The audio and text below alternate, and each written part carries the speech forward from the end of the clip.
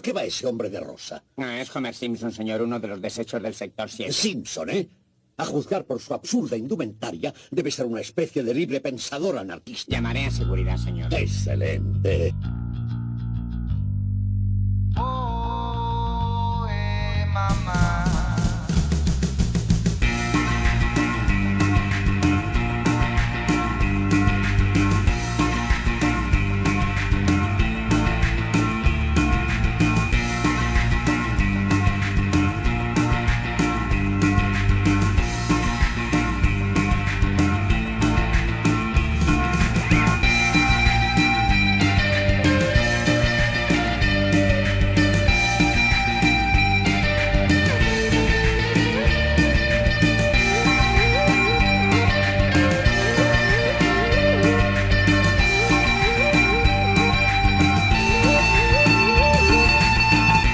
Buenas a todas y bienvenidas al Libre Pensador Rosa.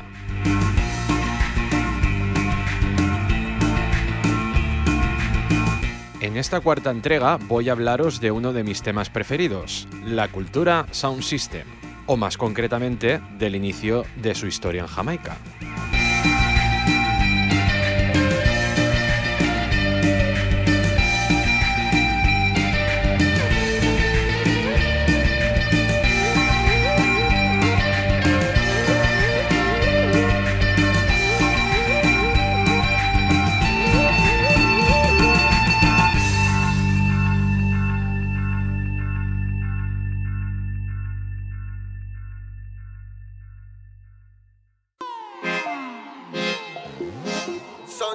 L'únic sistema en el que creiem, ja ho saps. Donar suport al sound system.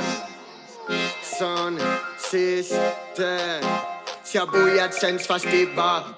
Para entender de qué va esta cultura, primero necesito explicaros unas cuantas cosas que son necesarias para entender a qué me estoy refiriendo cuando hablo de un sound system.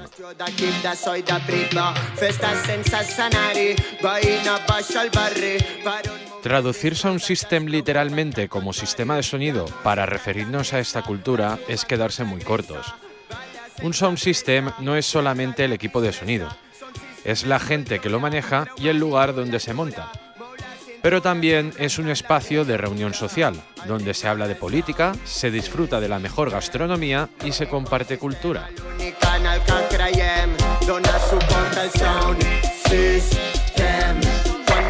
Cuando una persona llega a un sound system por primera vez, lo primero que le llamará la atención es un enorme muro de altavoces de 3, 4 o incluso más de 5 metros de altura. Lo siguiente es que no hay un escenario y que los músicos, pinchadiscos y artistas están en un espacio llamado set montado a la misma altura de la gente, en medio de todo el follón. Y lo último, pero no por ello menos importante ni llamativo, es que cuando la música empieza a sonar, lo hace de una forma tan atronadora que más que escucharse, se siente por dentro.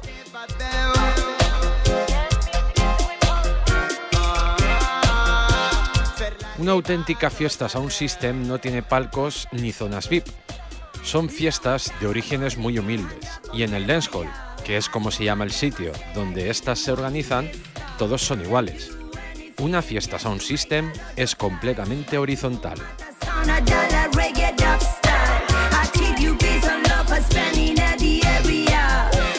¿Y quién es la gente que lleva un sound system?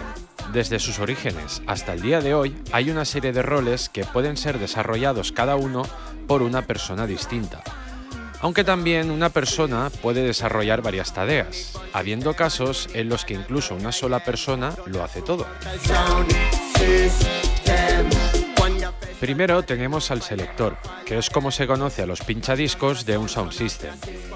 Luego tenemos al operador, que sería un técnico de sonido encargado de manejar los controles del sistema de sonido en sí, como las etapas de potencia, los crossovers. También está el boxman, que es el encargado de fabricar, mantener y reparar las cajas de los altavoces. Una de las figuras más destacables es el DJ. En la jerga jamaicana, DJ no significa pinchadiscos, sino maestro de ceremonias o MC. es la persona encargada de hablar todo el tiempo por el micro para animar al personal, llegando incluso a cantar algunas canciones. También hay sounds que tienen productores, que ponen sus temas en directo y los mezclan con la misma mesa que usan en sus estudios de grabación. Es habitual que haya músicos que tocan sus instrumentos en directo, algo que no suele ser habitual en el resto de fiestas donde se pincha música. Y por último, no nos podemos olvidar del público, que originalmente era tan responsable del curso que iba a seguir la fiesta como los miembros del sound, aunque eso lo veremos más adelante.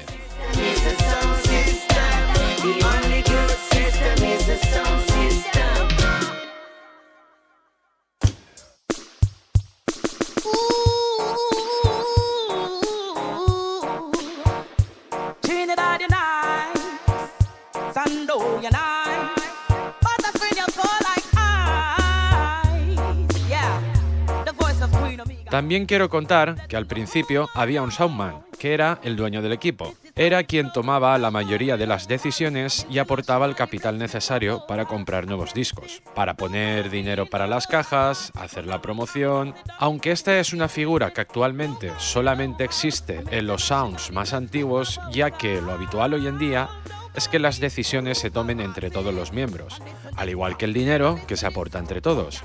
No obstante, vamos a mantener en mente la presencia de esa figura dentro de los sounds, ya que, como veréis más adelante, es de una importancia vital para entender la historia de esta cultura. En un sound se intenta transmitir un mensaje de denuncia social, pero normalmente desde un punto de vista más alegre que triste o rabioso. No es de extrañar que desde la cultura Rastafari se apropiase, entre comillas, de esta, ya que es una forma de luchar contra el capitalismo y el colonialismo, que es, al fin y al cabo, una lucha del bien contra el mal.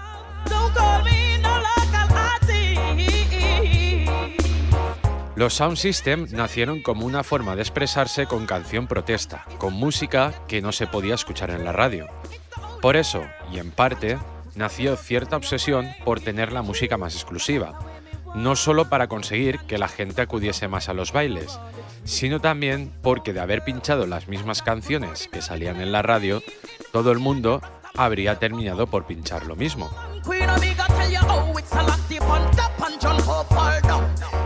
Una vez aclarado esto, es hora de empezar nuestro viaje por la historia del sound system.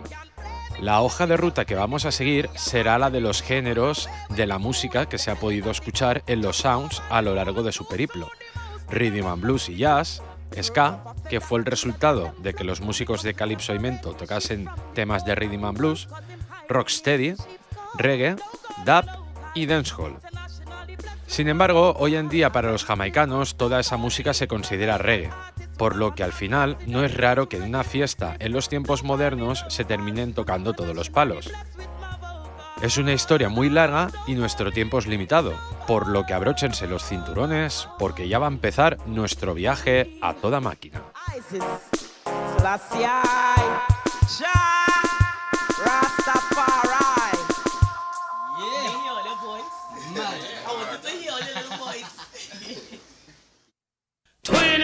Drums on a whole bass horn, and somebody beating on a ding dong.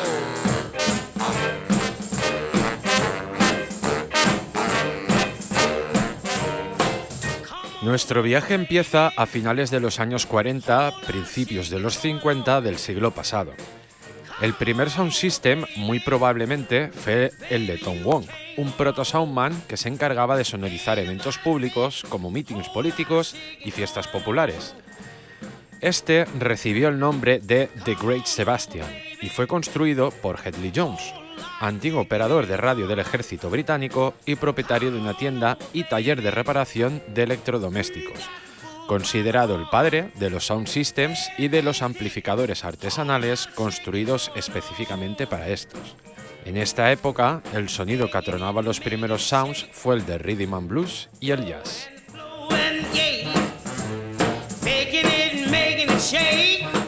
Estas fiestas se desarrollaban en un ambiente familiar y para todas las edades. No era raro que por el día acudiesen familias de picnic y por la noche jóvenes dispuestos a bailar y pasarlo bien. Irónicamente, en esta época los rastafaris creían que esta cultura era babilónica, y de hecho esa forma de pensar duró 2 décadas. Cuando se hicieron algo habitual, los Sounds tenían su propio barrio o sala donde tocaban, como un equipo de fútbol. Se ponía música traída de Estados Unidos, porque la jamaicana ni interesaba ni se hacía.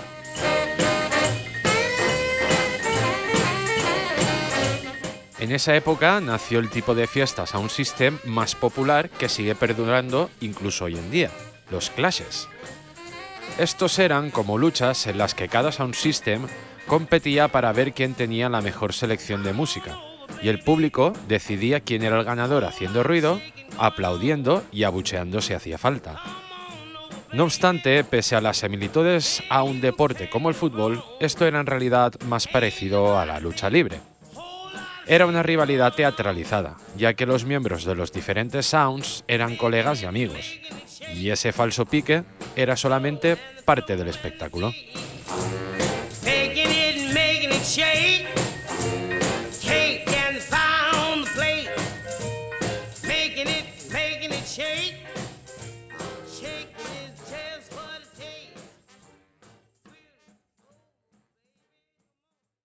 You made me cry when you said goodbye. Ain't that a shame?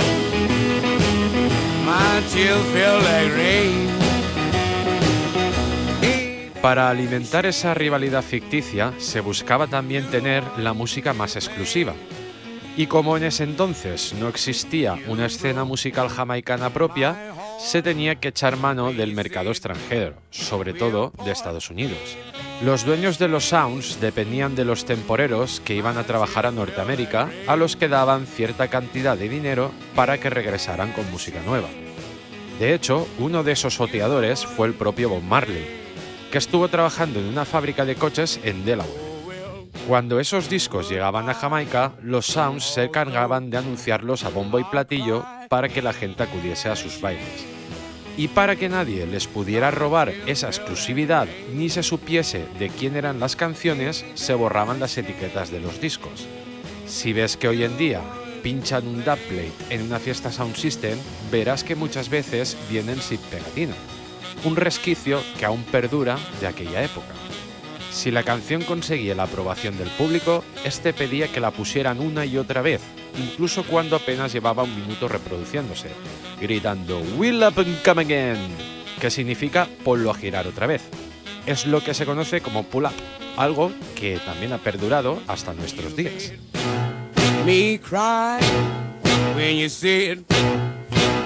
A medianos de los 50, la obsesión por la exclusividad se intensificó y la rivalidad se hizo más real, llegando incluso a la violencia física y al robo de material. Gracias a esas prácticas tan agresivas, los 3 soundmen que llegaron a destacar más fueron Duke Reid, Sir Coxsone Dodd, creador del famoso Studio One, y Prince Buster, que luego también triunfó como productor y cantante.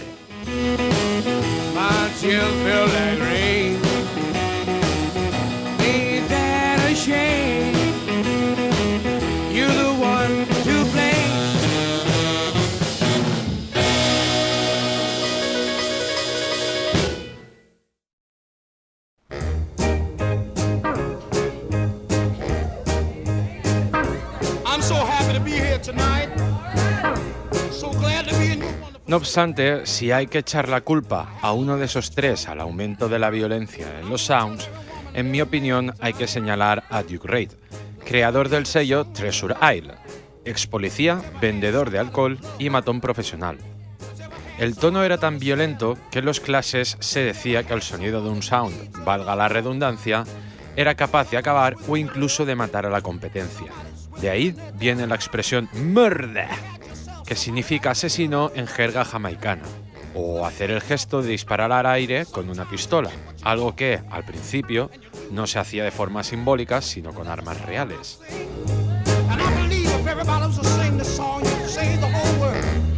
El toasting nació en los sounds en esa época de la mano de Count Machuki. No obstante, aún faltarían un par de décadas para que llegase a ser un género de per se.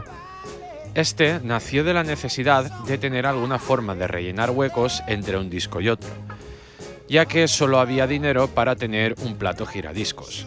También para animar las canciones más lentas y sobre todo para conseguir un sonido único aunque otro sound tuviera las mismas canciones.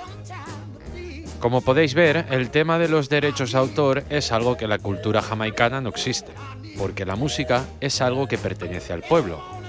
Es cultura libre, folclore, y que de haber existido las leyes de copyright en Jamaica, todo esto no existiría.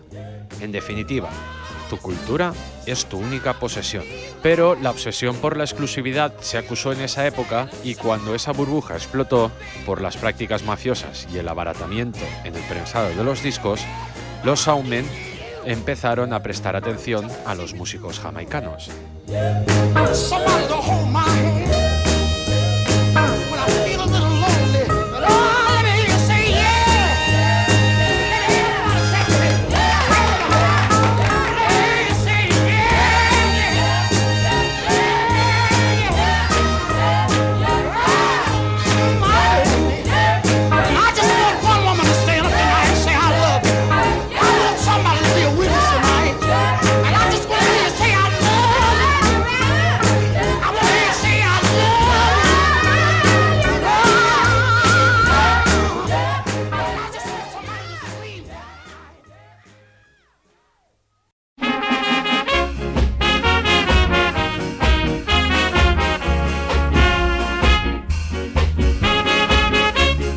Cuando llegaron los años 60, llegó con ellos el nacimiento del ska, género que los propios soundmen crearon. Debido a esa necesidad de tener un sonido nuevo, se les ocurrió pagar a los músicos locales, que solían tocar mento y calipso para los turistas ricos en los hoteles de la isla, para que hicieran covers de temas de rhythm and blues y conseguir así su propio sonido. No obstante, nunca ha quedado claro quién fue el creador, porque los principales soundmen de la época, Coxsone, Duke Reid y Prince Buster, se han atribuido siempre el mérito. En cualquier caso, la popularidad del ska fue tal que por primera vez empezaron a sonar canciones de los sounds en la radio, lo cual aceleró la imposición de este género.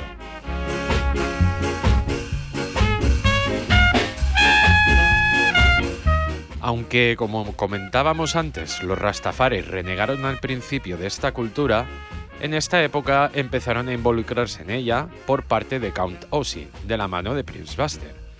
Las letras más políticas de la época se centran sobre todo en la independencia de Jamaica y el posterior desencanto que ésta trajo.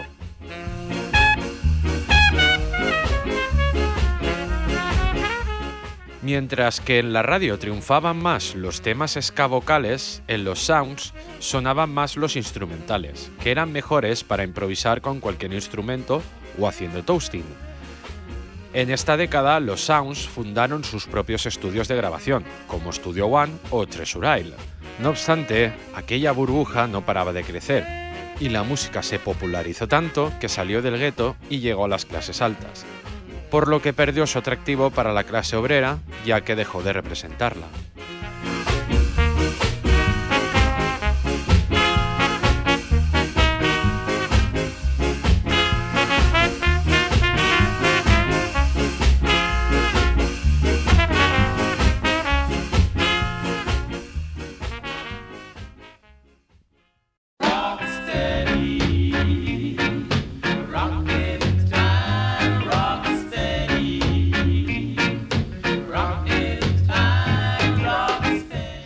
El término rocksteady nació en los sounds. Quien lo acuñó era conocido en los bailes con el apodo de Busby, que era simplemente un habitual de las fiestas conocido por bailar bien. Fue Busby quien llamó rocksteady a su forma de bailar las canciones lentas de soul, género que experimentó un breve boom en aquel entonces. Se cree que esto pasó entre el 63 y el 64. Mucho antes incluso de que se usara la expresión rocksteady para acuñar el género musical. Rocksteady significa literalmente bailar rock de forma constante y tranquila. Otra figura que quiero destacar que llegó con el nacimiento de este género musical es Sonia Pottinger, la primera productora musical jamaicana. Fue también en los sound donde apareció la necesidad de que naciese el rocksteady como género musical. El ritmo del ska se había vuelto tan frenético que la gente no podía seguir bailándolo. Otro motivo fue que el aumento de la violencia callejera había llegado a un punto en el que cualquier movimiento brusco podía terminar en un tiroteo, por lo que había que bailar más tranquilo.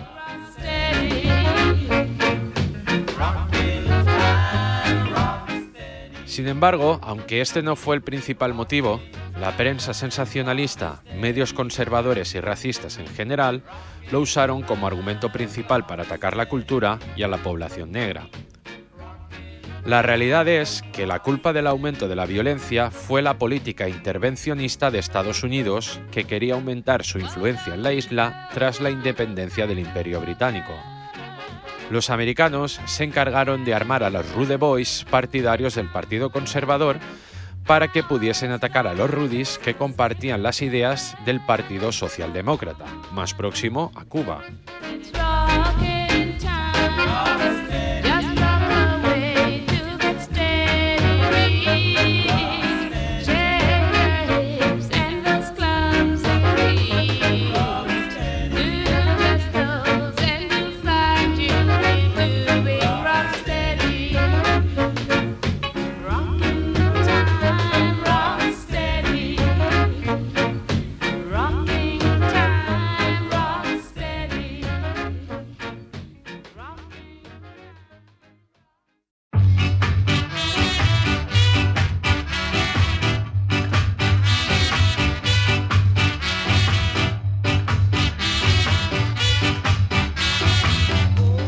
El hecho de que aumentase la violencia en los sounds, cuyo público mayoritario era en realidad gente humilde y honrada, hizo que las letras del nuevo género derivasen a una temática mucho más social y politizada que antes, haciendo sobre todo un llamamiento al fin de la violencia y contra los Rude Boys.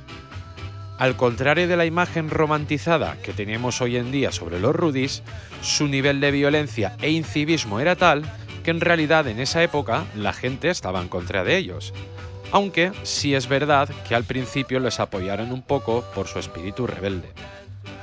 Dado que los soundmen de esa época ya eran gente tan influyente en sus respectivas comunidades, algunos como Prince Buster consideraron que era su responsabilidad organizar bailes con música exclusivamente anti-Rude Boy.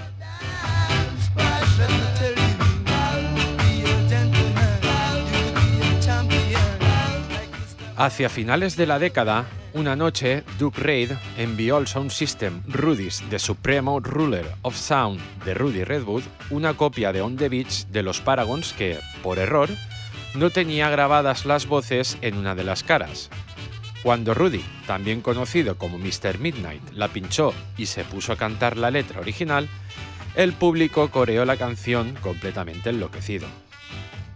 Reid, que como ya se ha visto tenía buena nariz para los negocios, en vez de montar en cólera, aprovechó el tirón. De ahí que fuera uno de los promotores del toasting, pese a ser un productor conocido por su conservadurismo. Es lo que se conoce como versioning, que la jerga reggae y sound system no significa solamente hacer una cover de una canción que ya existe, sino meter una interpretación totalmente nueva. Por ejemplo, cantando una melodía y letra completamente diferentes sobre la base instrumental.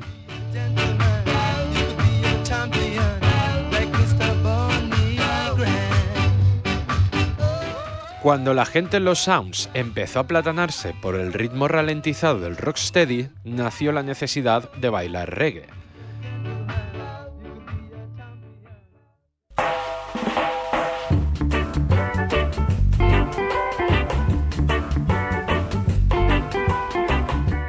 El rocksteady aceleró su ritmo gracias a la introducción de los teclados electrónicos que tocaban shuffles rítmicos. Además, para los DJs era más fácil hacer toasting, de modo que el cambio del rocksteady a este nuevo género iba a producirse de forma natural de un momento a otro. Sin embargo, con la irrupción de este nuevo género también llegaron otros nuevos instrumentos, como el bajo eléctrico, que permitieron que los artistas ganasen movilidad y por lo tanto independencia. lo que causó que los sound system ya no fuesen tan importantes en el proceso de creación musical como antes.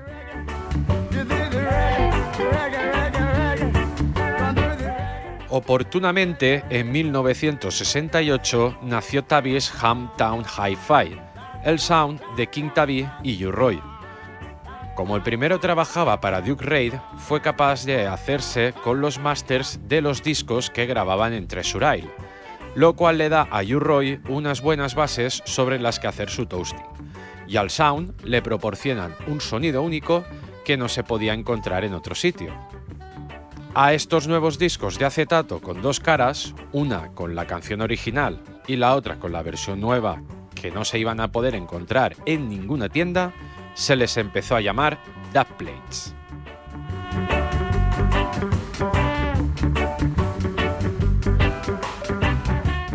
Siguiendo con el sound de King Tabby, fue el primero en usar reverbs y delays para modificar el sonido en directo, jugando a mezclar directamente las pistas de las canciones con una mesa de mezclas, algo que aún hoy en día se hace en prácticamente todas las fiestas y que llama mucho la atención al foráneo de estos bailes. Se podría decir que fue entonces cuando nació el dub.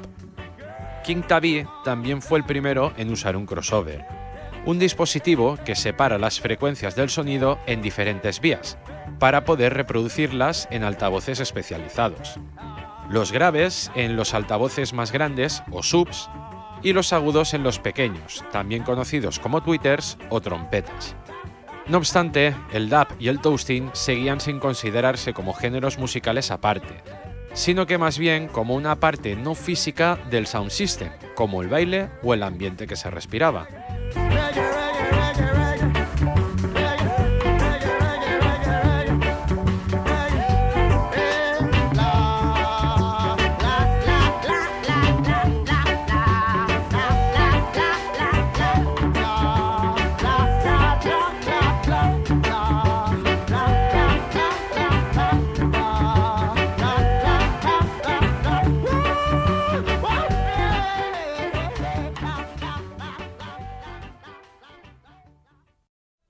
Lucifer, son of the morning, I'm gonna chase you out of earth.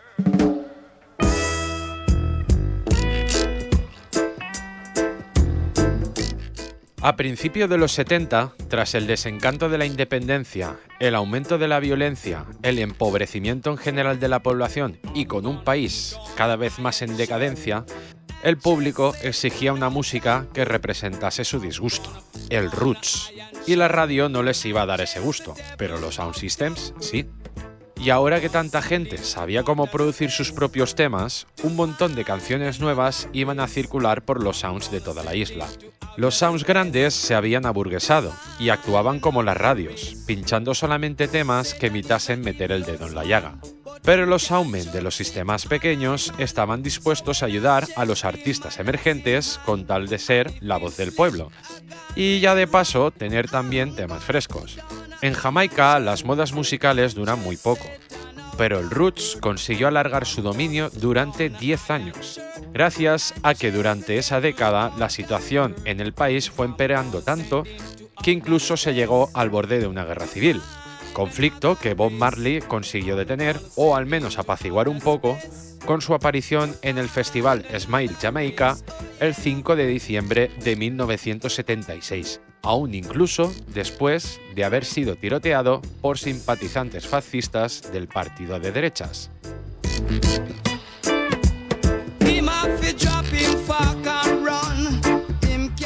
En esa época los rastafaris aún eran considerados unos parias en Jamaica.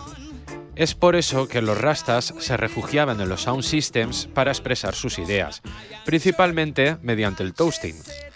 Hasta ese momento, en las improvisaciones de toasting de los DJs, simplemente se limitaban a improvisar balbuceos sin sentidos, pero con melodía y ritmo.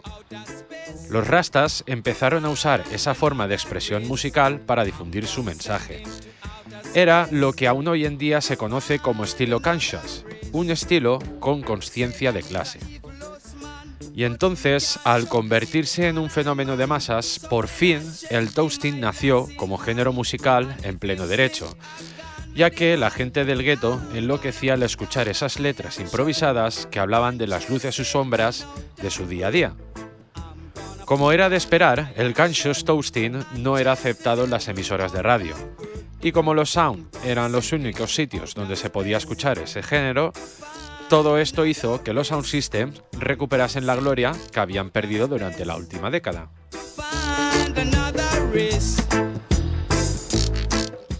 La fiebre por tener un sonido único se volvió a agudizar a finales de la década, y ya no bastaba con tener una versión de una canción en concreto. Hacían falta centenares, y cuanto más locas sonasen, mejor. Aunque ya llevaba unos años sonando en los Sounds, el dub empezó a independizarse como género propio. Fue en esa década cuando nació uno de los sound systems de dub y roots más importantes y que sigue activo aún a día de hoy, Channel One.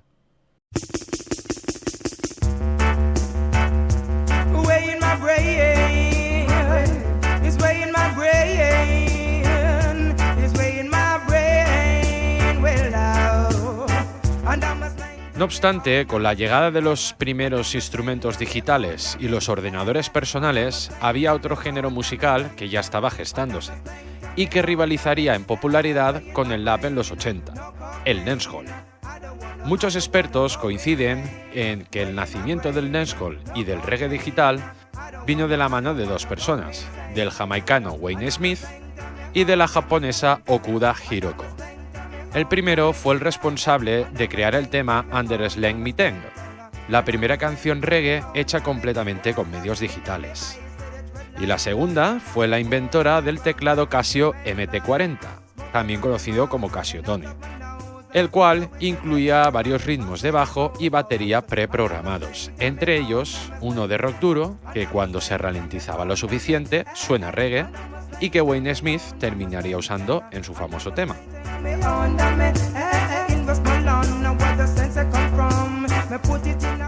Con la muerte de Bob Marley y el regreso del Partido Conservador al poder en Jamaica, a los poderes de facto les interesaba que la gente dejase de escuchar música conscious, por lo que se hizo todo lo posible por promocionar una cultura más hedonista y menos consciente.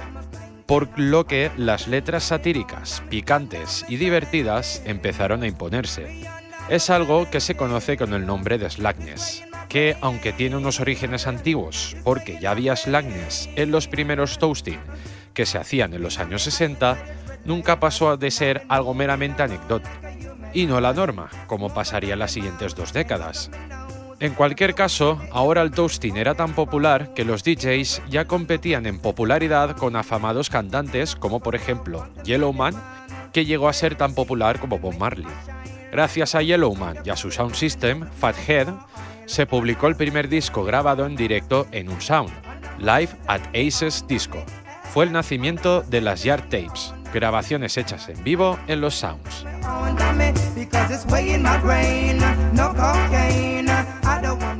Pese a su popularidad, mucha gente, sobre todo los músicos más rastafaris, reniegan del dancehall de esa época por varios motivos. Como ya hemos comentado, a los poderes de facto les interesaba que fuese popular un género musical completamente hedonista que solo hablase de sexo y fiesta.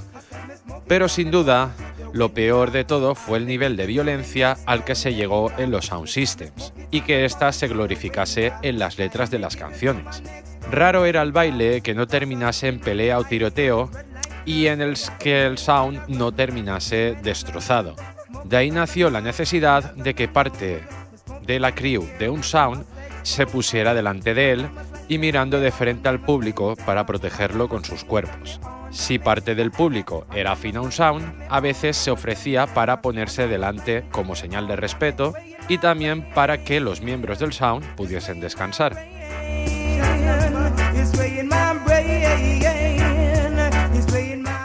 La situación se mantuvo más o menos igual hasta medianos finales de los 90. Con la llegada de Internet, la música, la cultura sound system y sus métodos terminaron de difundirse por todo el mundo, llegando ahora a una época en la que no todos los sound system ponen lo mismo, sino que tenemos sound systems especializados en únicamente uno de los géneros de la música reggae: dancehall, dub, roots, rocksteady, ska o incluso rhythm and blues. Pero, ¿cuándo salió realmente la cultura de los sound system de la isla jamaicana? Bueno, en realidad esta llegó a Reino Unido a finales de los 50, principios de los 60, por la inmigración masiva debido a que se iban a cerrar fronteras por la reciente independencia. Ese éxodo masivo causó que los isleños se trajeron su música y cultura con ellos. Pero esa es una historia que contaremos otro día.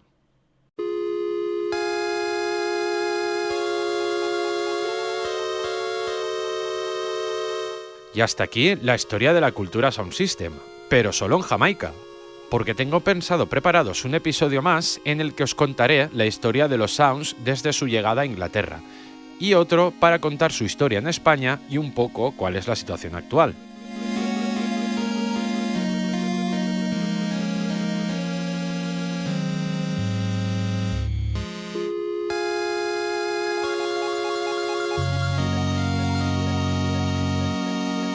Esta es una historia riquísima y he tenido que recortar muchísimas cosas, por lo que si os habéis quedado con ganas de saber más, recomiendo que os leáis el libro Bass Culture de Lloyd Bradley, de donde he sacado la mayoría de la información que he usado para escribir este episodio.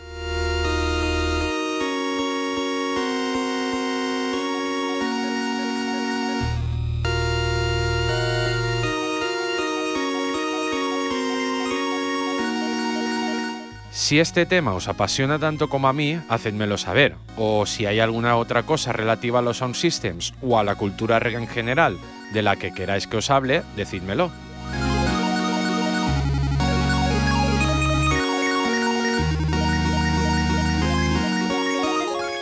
Un saludo y hasta la próxima.